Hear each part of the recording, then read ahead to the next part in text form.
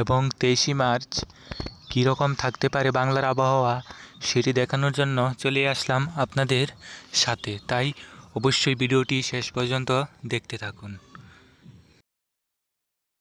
কীরকম বৃষ্টি হতে পারে, আগামীকালকে কীরকম বৃষ্টি হতে পারে, বা কোথায় কীরকম তাপমাত্রা বিরাজ করতে পারে, কোথায় ঝড় বৃষ্টি হতে পারে সেই বিষয়ে জানানোর চেষ্টা করব। যদি আজকে অর্থাৎ 22শে মার্চ সন্ধ্যার দিকে বা রাতের দিকে দেখি, তাহলে দেখতে পাচ্ছি পুরো বাংলাদেশেই পরিষ্কার রয়েছে। সিলেটে আংশিক মেঘলা আকাশ রয়েছে, কোথাও কোথাও ছিটেফুটে বৃষ্টি হচ্ছে। এছাড়া অন্য কোনো জেলাতেই বৃষ্টি হওয়ার এরকম সম্ভাবনা দেখা যাচ্ছে না। 22শে মার্চ একদম মধ্যরাতে যদি নিয়ে যাই, তাহলে দেখতে পারবো কোথাও বৃষ্টি নেই। শুধুমাত্র সিলেটের কিছু অঞ্চলে হালকা বৃষ্টি বা গুড়ি গুড়ি বৃষ্টি হওয়ার সম্ভাবনা রয়েছে। এছাড়া পুরো এরিয়াতেই কিন্তু এরকম কোনো বৃষ্টি দেখা যাচ্ছে না। 23শে মার্চ সোমবার দেখতে পাচ্ছি কোনো বৃষ্টি দেখা যাচ্ছে না। তবে বাংলাদেশের পিরোজপুর এদিকে কিন্তু বা খুলনা এদিকে হালকা ছিটেফুটে বৃষ্টি হতে পারে।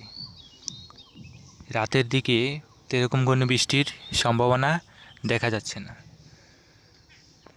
মধ্যরাতের দিকে কোনো বৃষ্টির সম্ভাবনা নেই, একদম পরিষ্কার থাকবে বলেই দেখা যাচ্ছে। সেই সাথে যদি আপনাদেরকে দেখানোর চেষ্টা করি 23শে মার্চ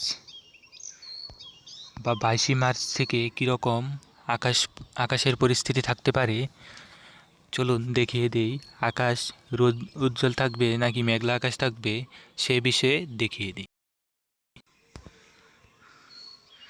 22শে মার্চ রাতের দিকে সিলেটে আংশিক মেঘলা আকাশ থাকতে পারে। এছাড়া ঢাকাতেও আংশিক মেঘলা আকাশ থাকতে পারে। সেই সাথে কলকাতাতেও মেঘলা আকাশ থাকতে পারে। 23শে মার্চ আমরা দেখতে পাচ্ছি 23শে মার্চ সকালের দিকে কলকাতাতে হালকা বৃষ্টি হতে পারে। 23শে মার্চ যদি আমি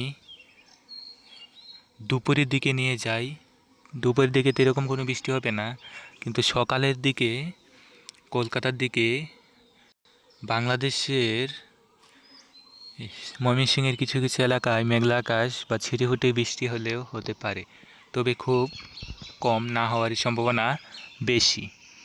যদি একদম রাতের দিকে নিয়ে যাই, রাতের দিকেও তো এরকম কোনো বৃষ্টির সম্ভাবনা নেই বললেই চলে, অর্থাৎ এরকম কোনো বৃষ্টির সম্ভাবনা নেই। 23শে মার্চ একদম ভোরের দিকে হালকা বৃষ্টি কলকাতার দিকে, এদিকে কলকাতার বিভিন্ন জেলাতে হলেও হতে পারে। সেই সাথে ময়মনসিংহের দিকে আংশিক মেঘলা আকাশ থাকতে পারে।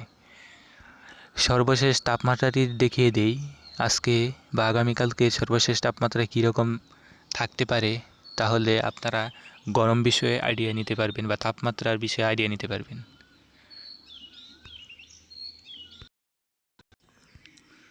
22শে মার্চ মধ্যরাতে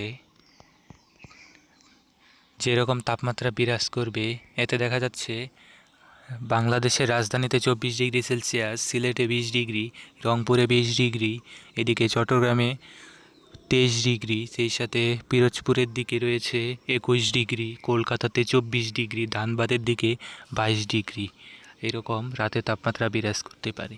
23শে মার্চ একদম ভোরের দিকে যদি দেখি, একদম ভোরের দিকে, তাহলে দেখতে পারবো ভোরের দিকে কিন্তু অনেকটাই ঠান্ডা অনুভূতি হবে ধানবাদের দিকে, কলকাতার দিকে। সেই সাথে বাংলাদেশের রংপুর এদিকে তাপমাত্রা কম থাকতে পারে, 16-17 এরকম থাকতে পারে।